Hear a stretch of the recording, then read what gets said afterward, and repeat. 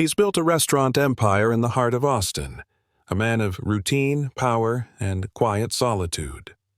But one rainy evening, Ryan Harper opens his door to a soaking wet delivery boy, and nothing is the same after that.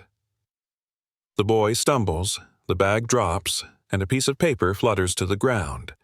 Ryan bends down to help, only to freeze as his eyes lock on the words under Father's name. It's his. 12 years vanish in an instant. Old memories, a forgotten weekend, a woman named Claire, and now 2 kids fighting the storm to feed their mother, unaware that the man before them may be their father. Why didn't she tell him? What happened to Claire? And how far will Ryan go to make things right? This is a story of rediscovery, redemption, and the bond that refuses to stay buried.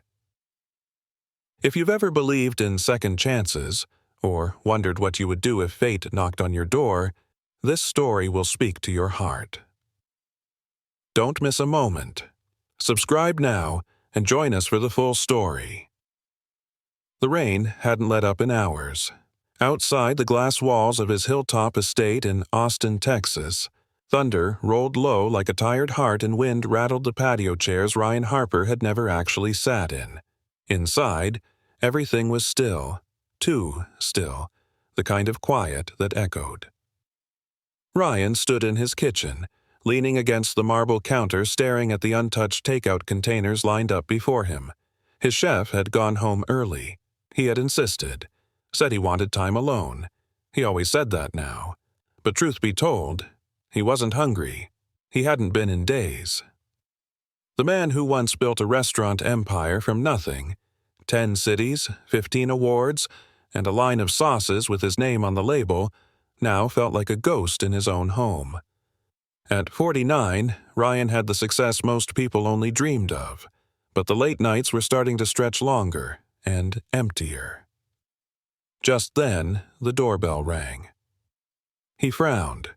Who would deliver food in this weather? When he opened the front door, a gust of wind hit him, cold and furious.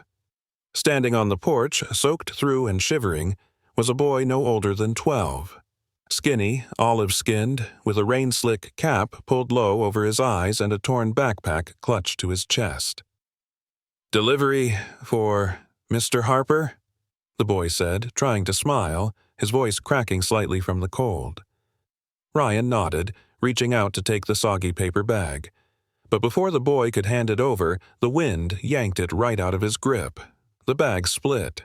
Containers tumbled across the stone steps. The boy gasped and dropped to his knees. "I'm so sorry, sir," he stammered. "I didn't mean—" Ryan knelt beside him. "It's okay, really. Nothing that can't be cleaned up." But as the boy scrambled to gather the scattered items, something else slipped from his backpack. A folded, crumpled paper, pale and water-streaked. Ryan reached for it instinctively, thinking it was a receipt. It wasn't. It was a birth certificate. And halfway down the page, beneath the typed name Jamie Matthews, his eyes locked on the printed words. Father's name, Ryan Christopher Harper. Time froze. The wind didn't matter. The food didn't matter. Not even the rain trickling down the back of his neck mattered. What is this?" Ryan whispered, his voice barely audible. The boy looked up, panic rising in his eyes.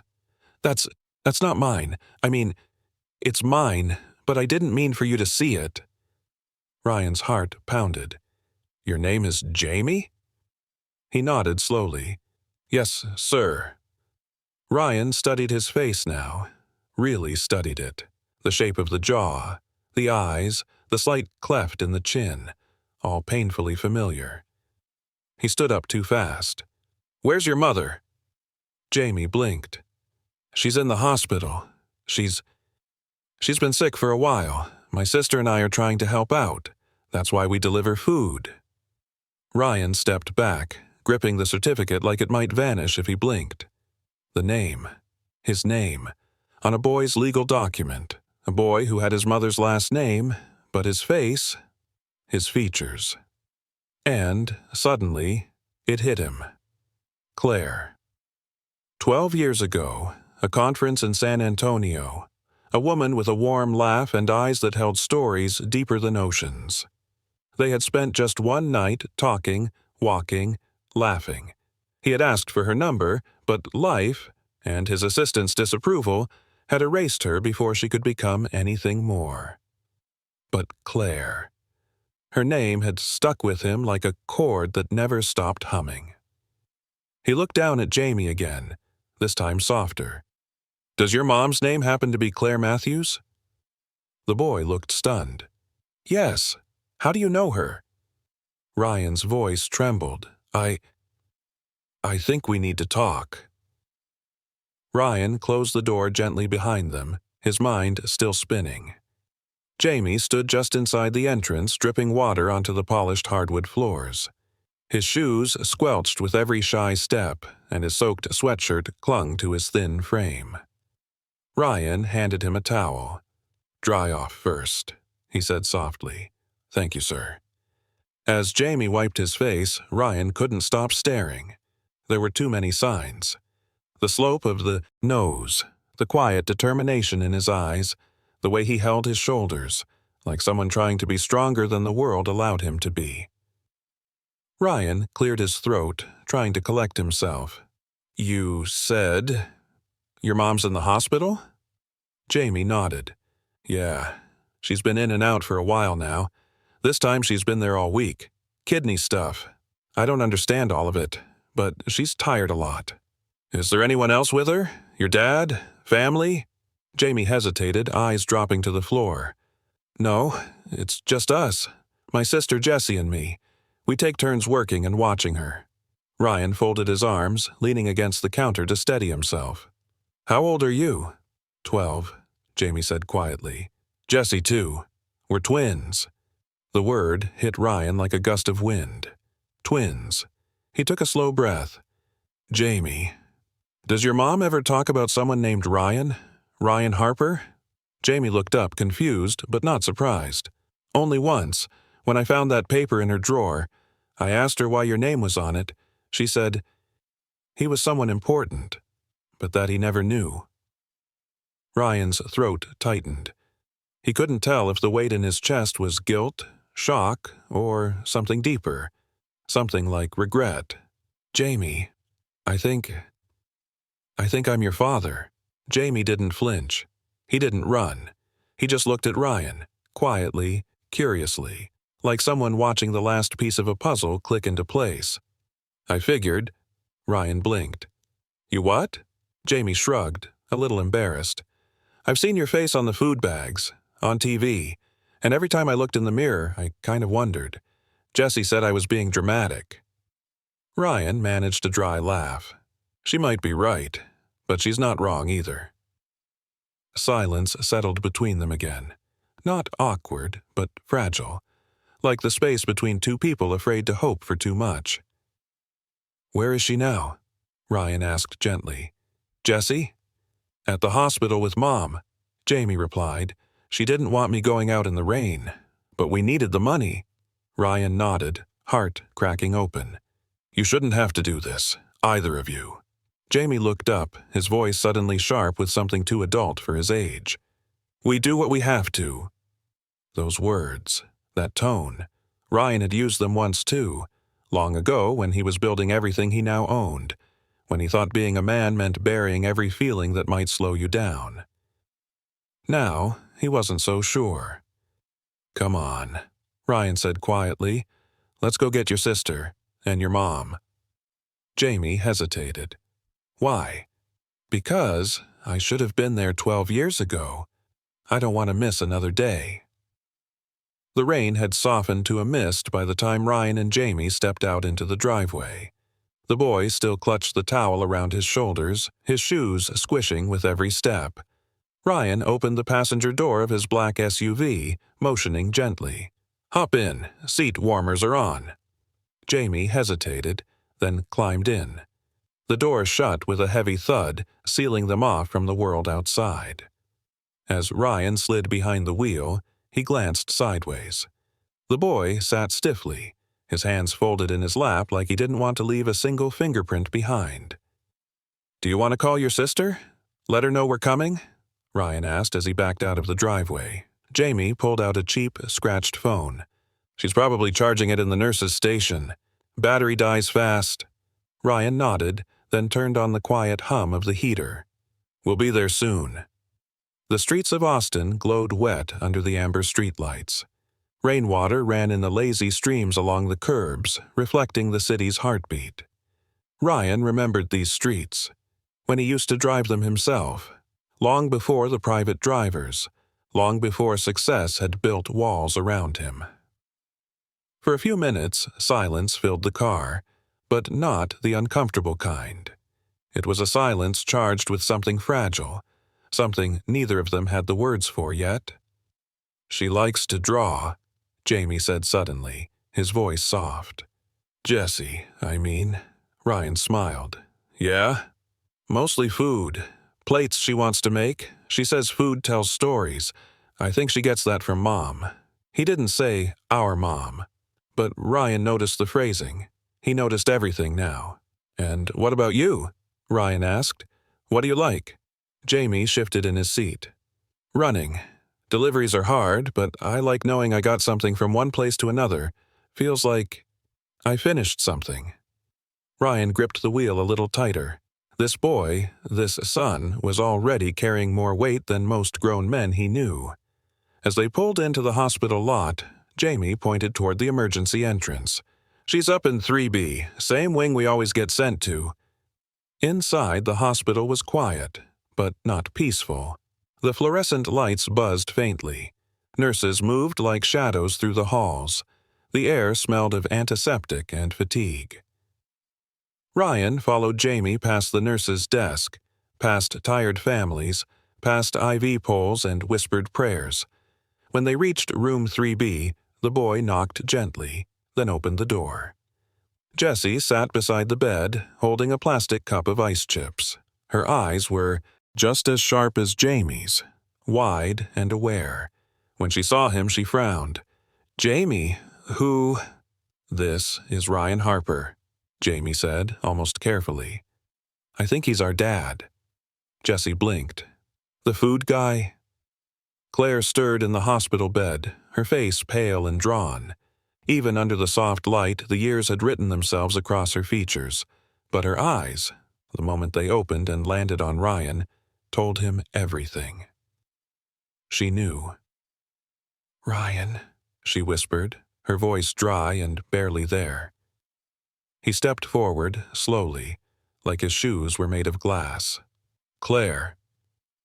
Jamie and Jessie stepped back, their presence still but electric, like two small lighthouses waiting to see where the storm would go. Claire reached for his hand, and he took it. Her fingers were cold, her grip light, but her eyes held the weight of every year, every silence, every letter never read. "I didn't know you tried to find me," she said, tears brimming. "I didn't know you wrote," he replied, his voice cracking.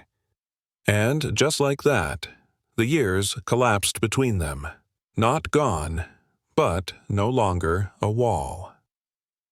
The hospital room held a fragile stillness, broken only by the soft beeping of machines and the faint hum of the overhead lights. Ryan stood beside Claire's bed, her thin hand resting in his palm. For a moment, everything else fell away. The years, the rain, the unanswered questions. All that remained was her tired gaze and the unspoken weight between them. "I tried to find you, Claire," Ryan said softly. "I asked about you. After the conference. I looked, but it was like you vanished." Claire blinked slowly. Her voice trembled as she whispered, "I wrote to you, Ryan. A week after I found out I was pregnant. I sent the letter to your company office. Twice." Ryan's chest tightened. He glanced at Jamie and Jessie, standing just a few feet away, silent witnesses to a reunion they didn't fully understand yet. "I never got them. I swear, Claire. Not a word." Claire gave a faint, rueful smile. Your assistant. She called me once, told me to stop, said it wasn't appropriate, that I shouldn't expect anything from you."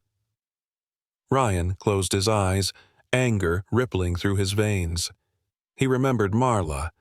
Loyal to a fault, yes, but also controlling, always shielding him from what she deemed distractions. "She retired 5 years ago," he muttered. "Should have fired her 10 years before that."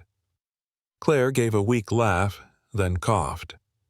Jessie rushed to her side with a cup of water, carefully helping her sip. Claire reached out and gently squeezed her daughter's hand. "It's okay, baby. Mommy's okay." Jessie nodded, but didn't let go. Ryan watched the way the girl clung to her mother's fingers, her knuckles pale. His gaze drifted back to Claire. "You should have called," he said, his voice cracking. "I would have come. I would have done something. I thought about it," Claire admitted, 100 times. But then the twins were born, and it was too late. I told myself I'd tell them when they were older, but time just ran faster than I could catch it. Jamie finally spoke. "Did you ever love her?" His voice was low, careful, but behind it was the hunger of a boy trying to understand the shadow of a man he never got to know. Ryan turned to him, his eyes wet. "Jamie, what I felt for your mom. It was real, even if it was short. We had something that felt honest in a world that wasn't. I never forgot her." Jamie looked down, then nodded slowly. Ryan stepped forward, placing a gentle hand on Jamie's shoulder. "I'm not going to walk away now. You two have done more for your mom than most adults would. I want to help, if you'll let me." Jessie's eyes narrowed slightly, not in suspicion, but in fierce protectiveness. "How do we know you're serious? You're rich. People like you don't usually stay." Ryan kneeled down to her level. His tone softened, but it carried a sincerity that didn't need to be rehearsed. "Then let me show you. I don't want to take anything from you. I just want to be there, however I can." Claire smiled faintly, her fingers reaching to touch her children's hands. "You have his eyes," she whispered, more to herself than anyone else. "That's why I named you Jamie." Ryan stood, letting out a breath he hadn't realized he was holding. "Claire, I want to make sure you get the care you need. A better hospital, a private room. Insurance shouldn't be something you have to worry about while fighting to live." She hesitated. "Ryan, I can't ask." "You're not," he said gently. "I'm offering." Silence filled the room again, but this time it wasn't heavy. It was tender, hopeful. "Okay," Claire whispered. "Okay." Later that night, after the kids had fallen asleep in the waiting chairs and Claire was taken for tests, Ryan stepped into the hallway and made a call. "Cynthia, it's Ryan. I need a full medical transfer for a patient in St. Mary's. Her name's Claire Bennett. Contact St. Luke's. Tell them it's under my name. And find me the best nephrologist in Austin." "Right away, sir," his assistant replied. "And Cynthia," he added, pausing, "I'll need the corporate card for something else, too." "For what?" He glanced back through the glass at the twins, their heads resting against each other. "I'm building a kitchen. One just for them." The next morning, the rain had finally stopped. Gray skies hung low over Austin, but the air felt cleaner, lighter, as if the storm had cleared more than just the clouds. Ryan Harper stood in the hospital hallway, sipping coffee from a paper cup, watching the twins as they talked quietly near the vending machines. Jessie was showing Jamie how to fold a dollar bill into a tiny paper crane, her fingers moving carefully. Jamie watched her with the kind of quiet admiration that only a twin could offer. Part sibling, part best friend, part protector. Ryan took a deep breath and stepped toward them. "Hey," he said gently. "You two get any sleep?" Jamie looked up. "Some," he answered, rubbing his eyes. "Not much." "I figured," Ryan replied, offering a soft smile. "I wanted to talk to you both about something." The twins turned to face him, unsure but listening. "I talked to the hospital. your mom's being moved to a private room later today. She'll be seeing a specialist this afternoon, someone I trust." Jesse's brows lifted. "But how? We didn't fill out any forms or—" "I took care of it," Ryan said simply. "I've done this kind of thing before, and I'm not doing it to look good or prove anything. I'm doing it because I should have been there a long time ago." Jamie looked away, his fingers fidgeting with the hem of his sleeve. "We're not used to people just doing stuff for us." "I understand," Ryan replied softly. "Which is why I want to ask, not assume. Would you be okay coming with me?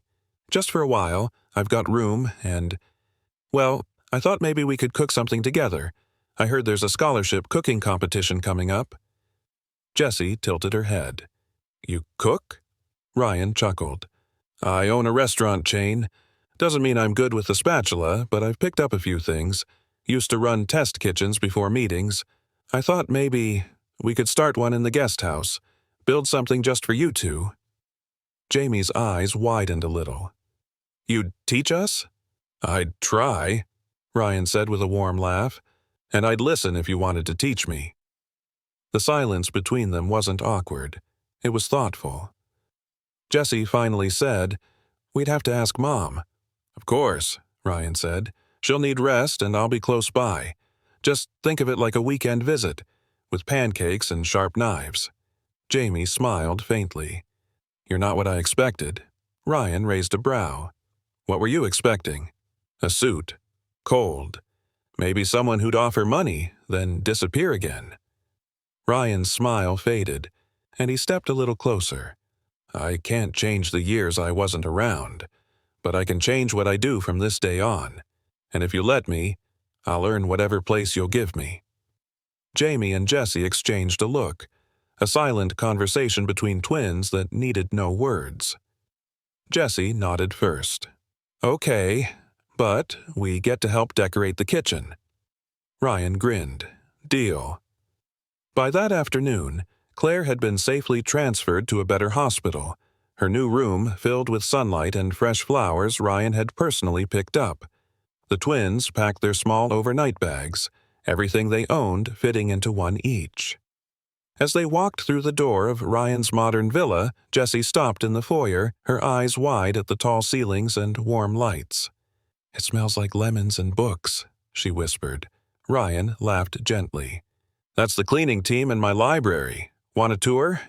They nodded, and Ryan led them through the house, the kitchen, the study, the backyard with a small herb garden. When they reached the guest house, Ryan opened the door to reveal an empty but bright space. "This'll be the new kitchen. For practice, for dreams, for you." Jamie ran his fingers along the countertop. "You're really doing this?" "I am," Ryan said. "You deserve a space to grow, and your mom deserves peace of mind knowing you're safe." That night, as the three of them prepared grilled cheese sandwiches together, Jessie accidentally burned one. Ryan gave her a look of mock horror and tossed her a dish towel like a white flag. "I declare war," Jessie announced with a giggle. Jamie chimed in, "Chef Wars, Episode 1. Ryan laughed. "I like that. But just so you know, I've got secret weapons, cinnamon toast and avocado tricks." Their laughter echoed into the hallway, warm and full, something the house hadn't heard in years. In that moment, the empty space that had lived quietly inside Ryan Harper for over a decade began to fill. The next few days passed in a rhythm none of them had expected, but all of them quietly needed. Mornings started with pancakes and laughter. Afternoons were spent in the guest house kitchen, where Ryan taught Jamie how to flip omelets without breaking them, and Jessie learned to measure spices with a precision that would rival any chef. At night, they called Claire on video chat, updating her on every little detail. "She smiled today," Jessie said one evening, wiping her hands on an apron, a real one, not the tired kind. "She said she's sleeping better too," Jamie added, nodding. I think she feels safe." Ryan, standing by the stove, paused for a second. Then he turned. his voice quiet but steady. That's all I wanted. The kids looked at him, something softer in their expressions now. It wasn't quite trust, not yet, but it was hope, and it was growing. Outside, the Texas air was cool with the promise of spring. Lemon trees in the backyard swayed gently in the breeze. It should have been a perfect day. Then came the knock. It was firm, sharp, repeated. Ryan opened the front door to find a man in his mid-50s standing at the gate. He wore a leather jacket that didn't match the weather and held a folder in one hand like it was a weapon. "You Ryan Harper?" the man asked. "I am," Ryan said calmly. "And you are?" "Name's Travis. I'm Claire's cousin, her closest blood relative. We need to talk." Ryan stepped outside, closing the door behind him. "I wasn't aware Claire had any close family. She never mentioned you." Travis scoffed. "Figures. She's too proud for her own good. But that's not the point. I heard what you're doing. Moving her to a private hospital, putting up the kids in your big house. Real generous." Ryan kept his tone measured. "It's not about generosity. It's about doing what's right." Travis leaned in. "Right for who? You? The rich man swooping in to play family after more than a decade? I was there when those kids needed medicine, when Claire was working 3 jobs to keep the lights on." Ryan's jaw tightened. "Then why weren't you with her last week? When she collapsed? When Jamie and Jesse were walking in the rain delivering food to strangers just to pay for her meds?" Travis shifted, but didn't back down. "I'm here now, and I've got papers, custodial claims. As her cousin, I'm filing for guardianship. Those kids are blood, and with Claire sick, someone has to keep things legal." Ryan's voice lowered, calm but razor sharp. "So, this is about money." Travis shrugged.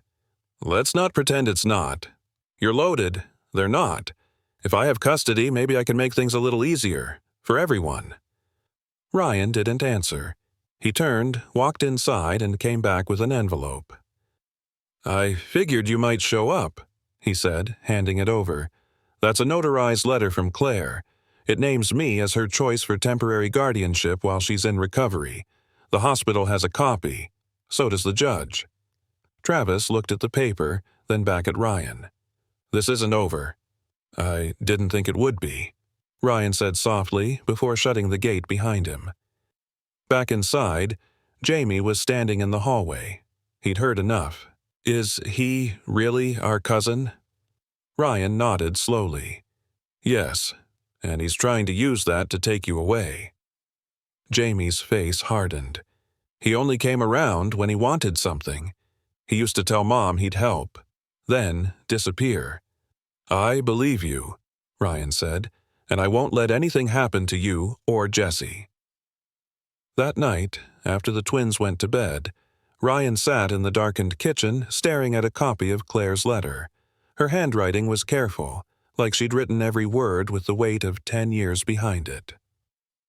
"I trust Ryan Harper to care for my children with the love and protection I wish I'd been strong enough to ask for sooner." He closed the letter gently. The legal storm was coming, but this time Ryan wouldn't be facing it alone, or unprepared.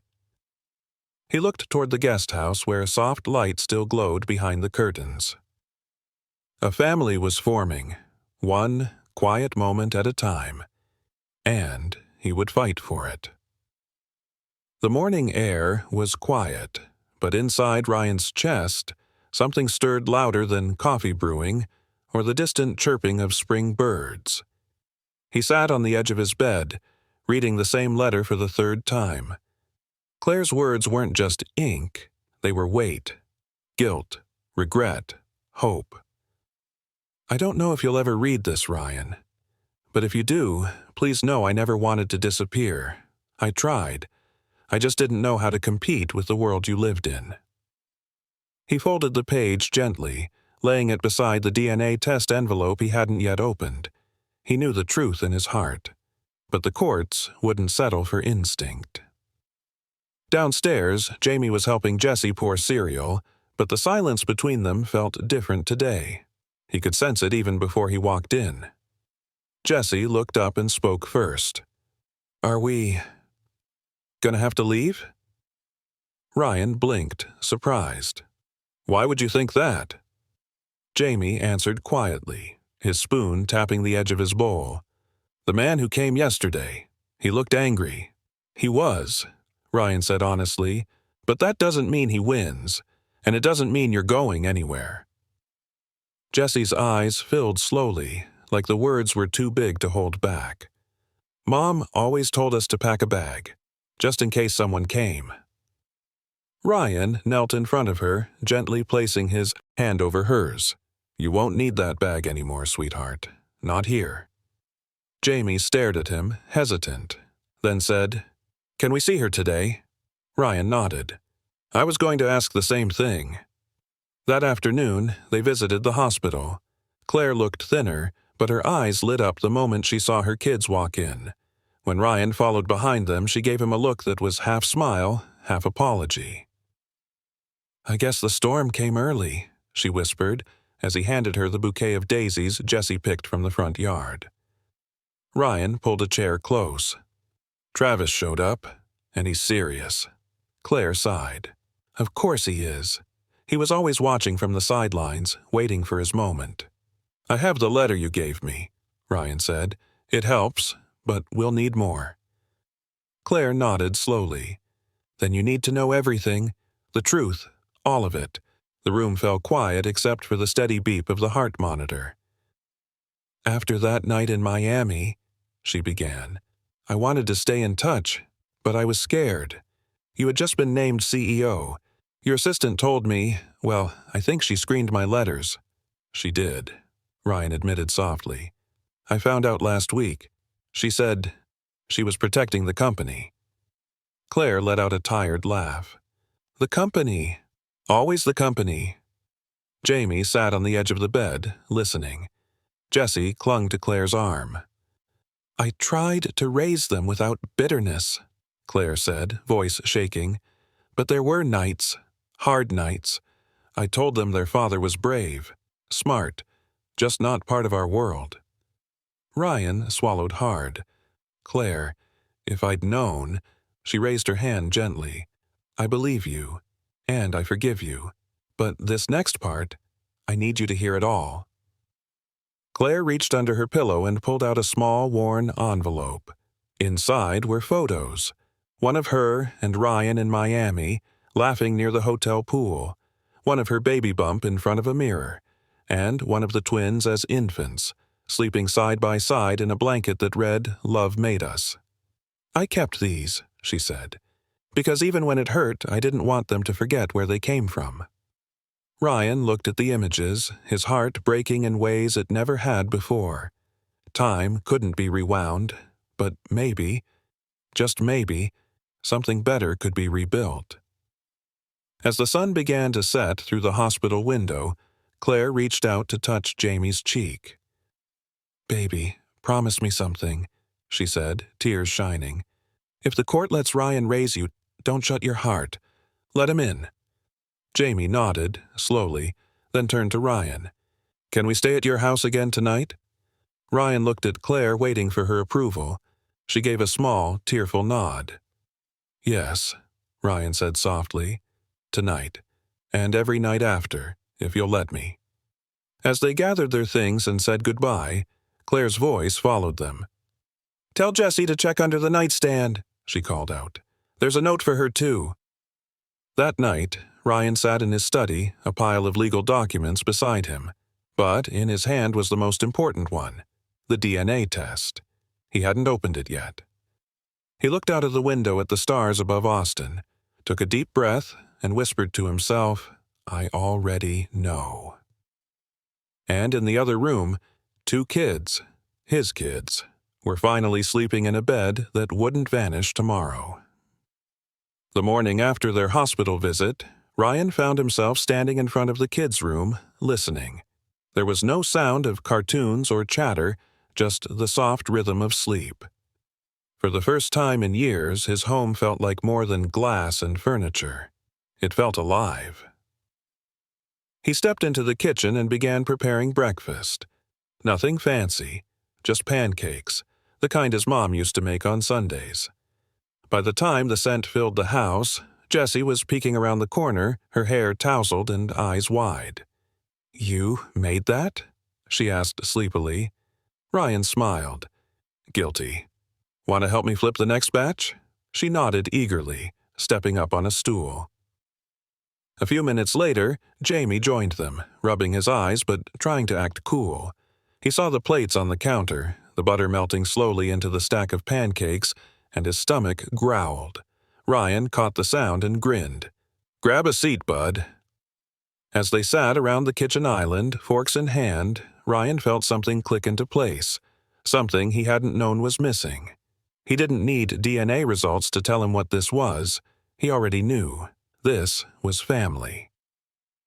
Later that morning, Ryan took them to his flagship restaurant, Harper's Table. He didn't introduce them as special guests. He didn't put on a show. He just walked them through the kitchen, showing them how the ovens worked, how fresh pasta was rolled, and how the line cooks kept their rhythm like music. Jessie's eyes lit up as she touched the flour on the counter. "Can I try?" "Absolutely," Ryan said, handing her a small apron. Jamie stayed quiet, watching everything. His gaze kept drifting toward the staff bulletin board, where dozens of photos were pinned. Chefs in training, events, handwritten recipes. His eyes stopped on a faded photo of Claire from years ago. She was smiling, next to Ryan, wearing the white server's jacket and holding a tray of wine glasses. "That's her," Jamie whispered. Ryan turned. "Yeah. She helped me open this place." Jamie looked up at him, his voice barely audible. "Did you love her?" Ryan paused. It wasn't the kind of question you could answer quickly, so he pulled out 2 stools and sat with Jamie near the window. "I did," he said honestly. "I just didn't know how to hold on to something real back then. I thought success had to come first. But your mom, she deserved more than a footnote in someone else's story." Jamie looked down at his sneakers. "She told us you were good, but we didn't believe her." Ryan reached into his pocket and pulled out the letter Claire had written years ago. "She always believed in the best version of me, even when I didn't." Jamie read a line or two and then handed it back, his throat tightening. "I want to believe you now. You don't have to decide everything today," Ryan said softly. "Just let me show you, day by day, that I mean it." That afternoon, Ryan took the twins back to the house. He gave them each a room of their own, but Jessie insisted they keep the door open between them. "Just in case we need to talk," she said. Ryan smiled. "Sounds like a good plan." As the sun dipped below the horizon, Ryan called his lawyer. "It's time. We need to file for custody." There was a pause on the other end. "Are you sure you're ready for what this means?" "I wasn't ready to be a father 12 years ago, but I am now," Ryan said firmly. "And they deserve to stay somewhere safe. Somewhere they're wanted." The lawyer exhaled. "We'll need evidence, testimonies, and you'll need to face Claire's family." "Bring it on," Ryan replied, eyes hardening. "I'm not letting them end up in the hands of a man chasing my money." The next day, Claire's cousin Travis showed up at the hospital again, this time with a social worker. He claimed Claire had been unfit for years, and that Jamie and Jessie would be better off in his care. Claire was too weak to argue, but Ryan wasn't. "She never asked for help because she thought you'd use it against her," Ryan told him, standing tall. "She didn't have insurance," Travis snapped. "You think kids need a man who barely showed up until now?" Ryan opened the manila folder he had brought. "This is a copy of Claire's letter to me. This is her hospital file. And this," he said, placing the DNA test on the table, "proves what you won't admit. I'm their father, and they already chose to be with me." The social worker hesitated. "Mr. Harper, we'll need to evaluate your home and your relationship with the children. This won't be immediate." "I understand," Ryan said calmly, "but I won't back down." As Travis stormed off, Ryan turned back toward Claire's room. Jamie and Jessie stood outside, listening to every word. Their eyes met his, full of trust. He didn't need applause, just that look. He smiled gently. "Let's go home." It was just after 6 a.m. when Ryan walked into the quiet kitchen.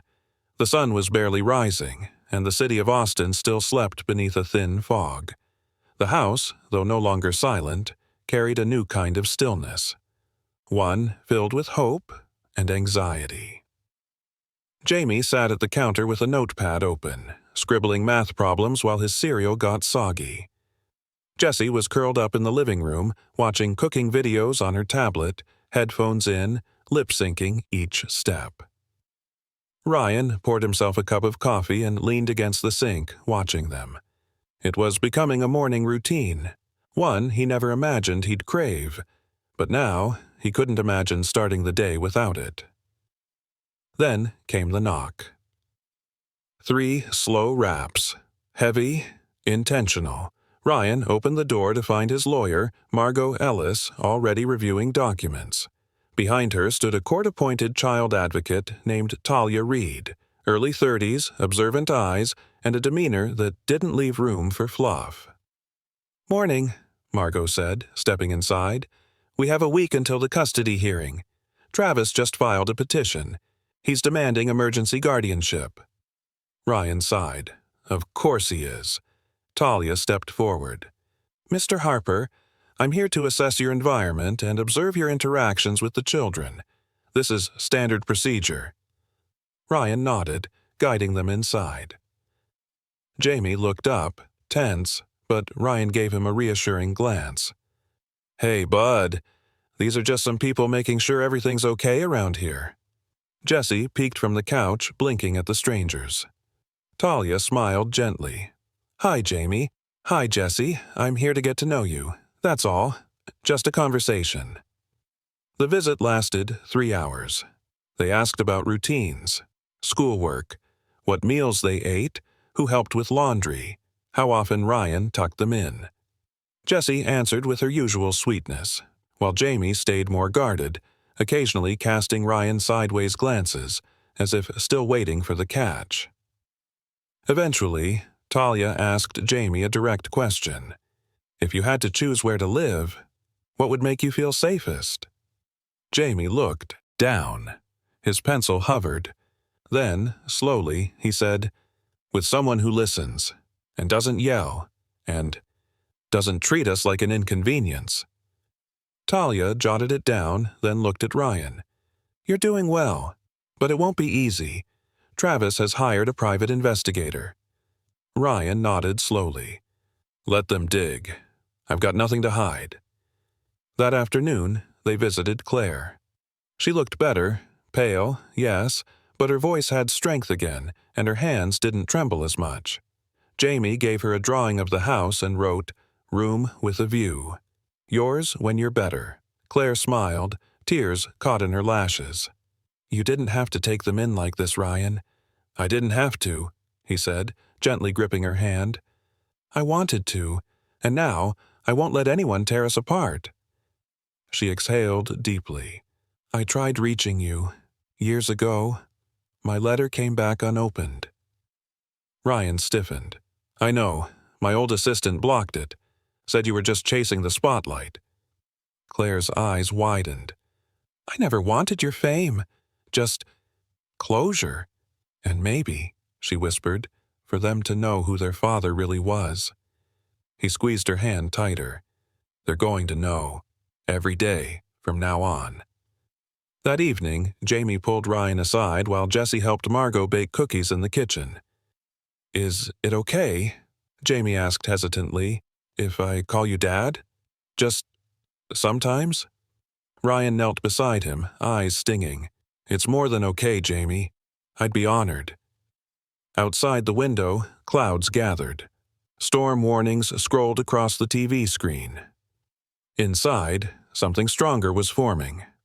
Family, trust, love. They would need it all, because Travis wasn't finished yet. The courtroom buzzed with a low murmur, like a distant storm waiting to roll in. Ryan adjusted his tie as he sat at the long oak table beside Margot. She was calm, focused. but he could feel the tension rolling off her like heat. On the other side sat Travis Holt, Claire's cousin, a man with a permanent scowl, slicked-back hair, and the kind of grin that never reached his eyes. He had come to court wearing a new suit and a smug certainty that made Ryan's skin crawl. Jamie and Jesse weren't present. The judge had ordered the children to stay home, away from the intensity. Ryan was grateful. The last thing he wanted was for them to witness what was about to unfold. Judge Bradley entered, elderly but sharp, her glasses perched at the tip of her nose. She called the court to order and signaled for the hearing to begin. Margot stood first. Her voice was steady, clear. Your Honor, my client, Mr. Ryan Harper, is seeking permanent guardianship of Jamie and Jesse.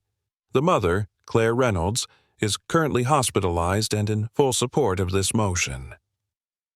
She handed over signed statements from Claire, photos of the children's current environment, school attendance records, and the DNA results. Mr. Harper is not only the biological father, Margot continued, but he has also demonstrated active and consistent care. He's provided stability, safety, and emotional support. Judge Bradley nodded. Thank you. Mr. Holt, your response? Travis rose slowly. He adjusted his cuffs and spoke with a rehearsed calm. I appreciate the court's attention to this matter. However, while Mr. Harper may be a wealthy man, money does not make a father. He turned slightly, voice rising with faux conviction. I've known these children their entire lives. Claire is my cousin.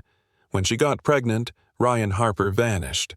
No letters, no support, just silence. Ryan felt his jaw tighten. Margot gave him a quiet shake of her head. Don't respond. Not yet. Travis continued, pacing slightly now.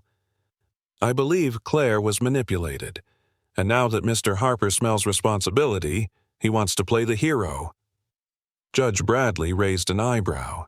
You have evidence of this? Yes, Travis said with a smirk. I'd like to call a witness. Ryan's heart stilled. The side door opened, and in walked Elizabeth Crane. Ryan blinked. She was his former assistant, the one who'd handled his correspondence for years. She hadn't worked for him in nearly a decade after she resigned under mysterious circumstances. She took the stand with rehearsed poise.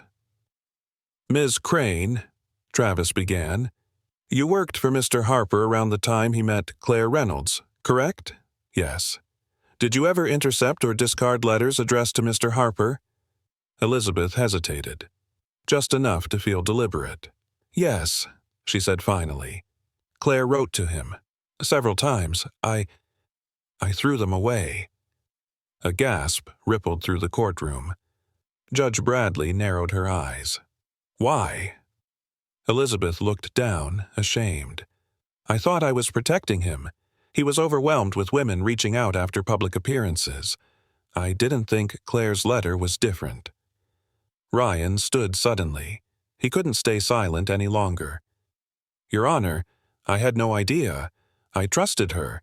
I would never have ignored Claire's letter knowingly. The judge held up a hand, silencing the room. Elizabeth looked over at Ryan. He didn't know. I swear, I never told him. Travis stepped back, smug. Regardless, this speaks to the lack of communication. The children were abandoned. Margot stood, her voice sharp. Objection. Mr. Harper did not abandon anyone. He was denied information, and once he learned the truth, he acted immediately. The question is not about the past. It's about the children's best future. The judge tapped her gavel lightly. Enough. I will take all of this into consideration. Court adjourned. No ruling today. As the room cleared, Ryan caught up with Elizabeth. Why now? He asked quietly. She looked up at him, regret softening her voice. Because I saw the news. You and the kids. I knew the truth would come out eventually. I wanted to say it myself. He nodded, not ready to forgive, but grateful in a strange way that she'd finally spoken. Outside the courthouse, the wind had picked up. The air carried the scent of rain and decision. Jamie was waiting in the back seat of the car. As Ryan slid in beside him, the boy looked up, eyes searching. "Are we still gonna be okay?" Ryan placed a hand gently on his shoulder. "More than okay," he said softly. "We're gonna fight, and we're gonna win, because this time, no one was taking his children away." The hospital hallway was quiet that morning. Only the distant hum of machines and soft squeaks of rubber soles on the linoleum echoed through the air.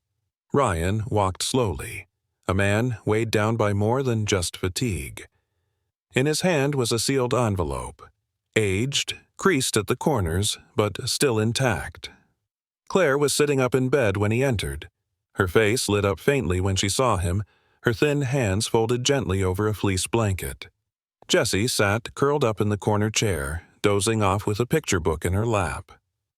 "Morning," Ryan said softly. Claire smiled. "Hey, you look like you haven't slept."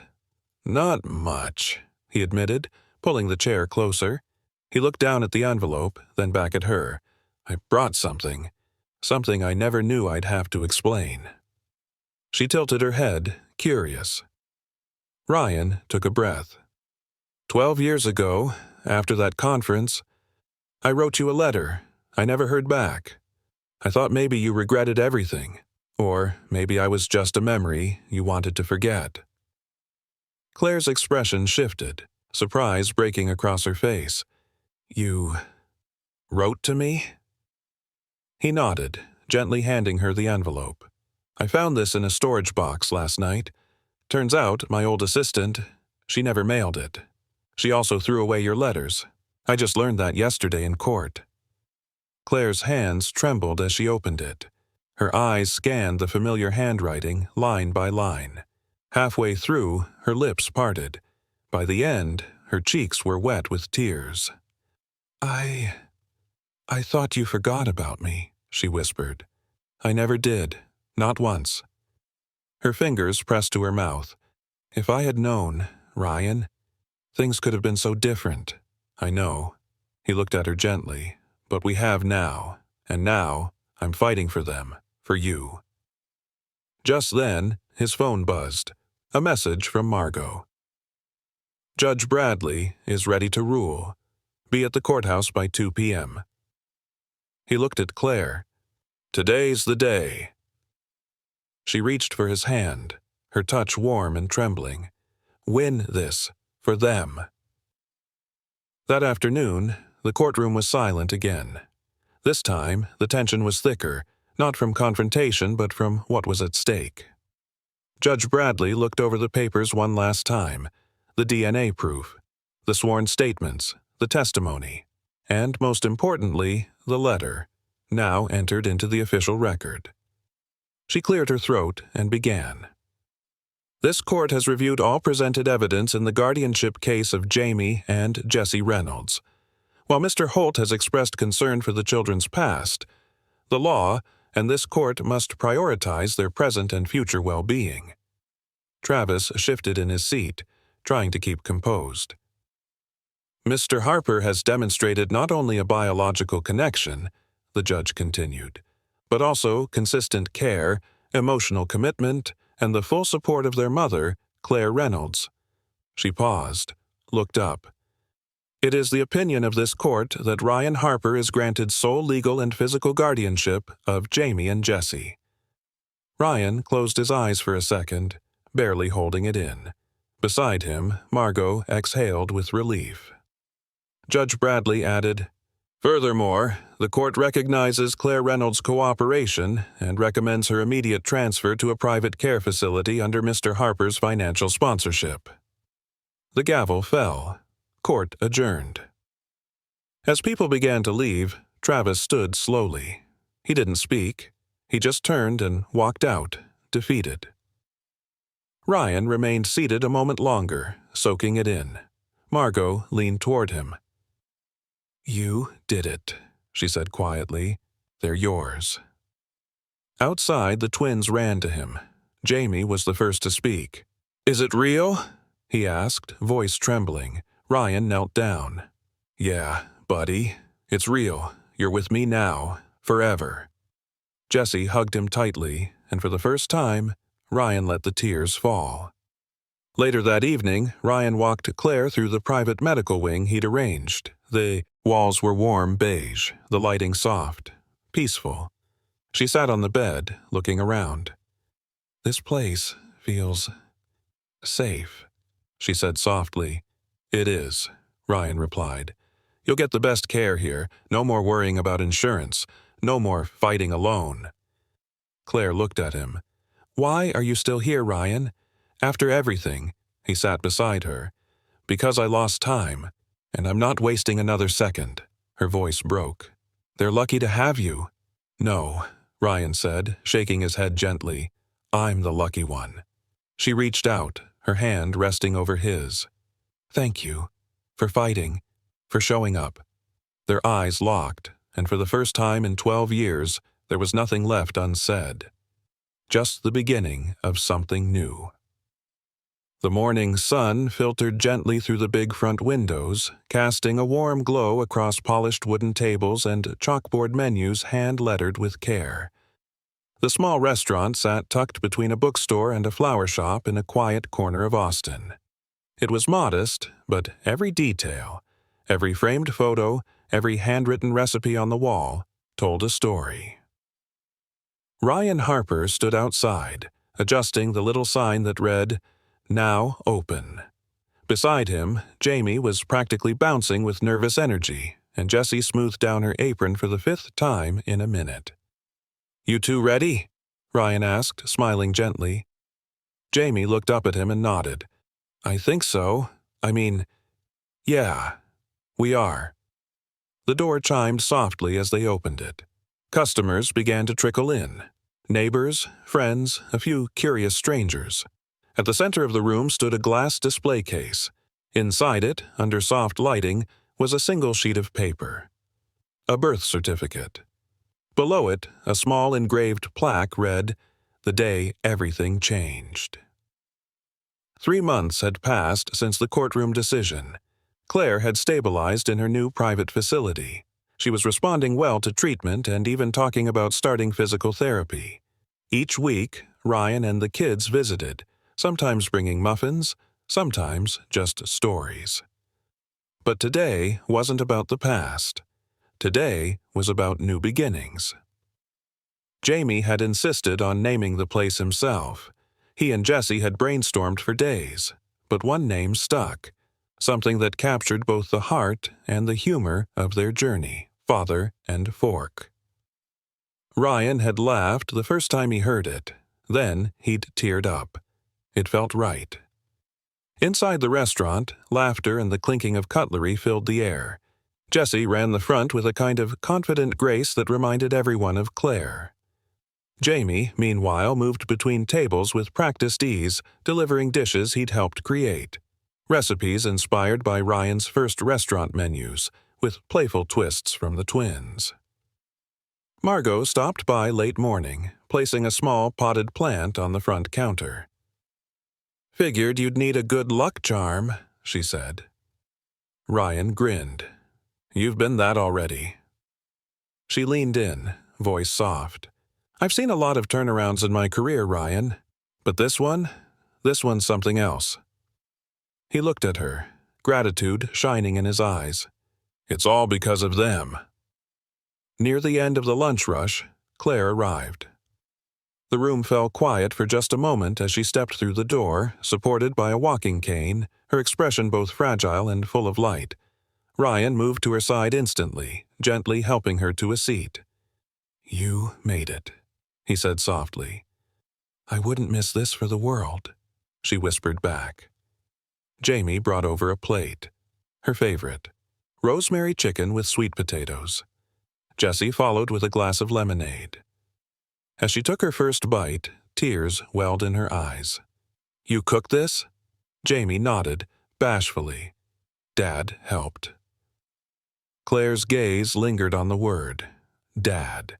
She looked at Ryan, and they both understood the weight of it. It wasn't just a title, it was a promise. After lunch, Ryan stood near the front of the restaurant, raising a glass of sparkling cider. "Can I have everyone's attention for just a second?" he called out. The chatter died down. People turned to listen. Ryan cleared his throat, visibly emotional. "I've spent most of my life building restaurants, brands, businesses. I thought success was measured by how many people knew your name, or how many zeros were in your account. But then a boy showed up at my door, soaked from the rain, holding a bag of takeout, and everything I thought I knew changed." He glanced toward Jamie and Jesse. "Turns out, real success is measured by the people who sit at your table, the ones who call you family." Applause rose, and for a long moment, the little restaurant was filled with more than just customers. It was filled with something deeper, sense of home. Later that evening, after the last plate had been washed and the chairs turned up on the tables, Ryan sat on the floor with the twins, back against the wall. Jesse leaned on his shoulder. Jamie fidgeted with a napkin in his lap. "Did we do okay?" Jamie asked. Ryan chuckled, ruffling his hair. "You did better than okay. You crushed it." Jesse smiled sleepily. "Think Mom liked—" "She loved it," Ryan said. "And so did I." Jamie looked up at the display case, the birth certificate lit softly from below. "I wanted people to see it," he said. "Not to brag, but to remind myself that the truth matters. That sometimes it leads to something beautiful." Ryan nodded, voice thick with emotion. "It does, buddy. It really does." Outside, the streetlights blinked on. A breeze rustled the trees. And inside Father and Fork, a new chapter quietly began. One built not on secrets or missed chances, but on second chances. And the family who chose each other completely.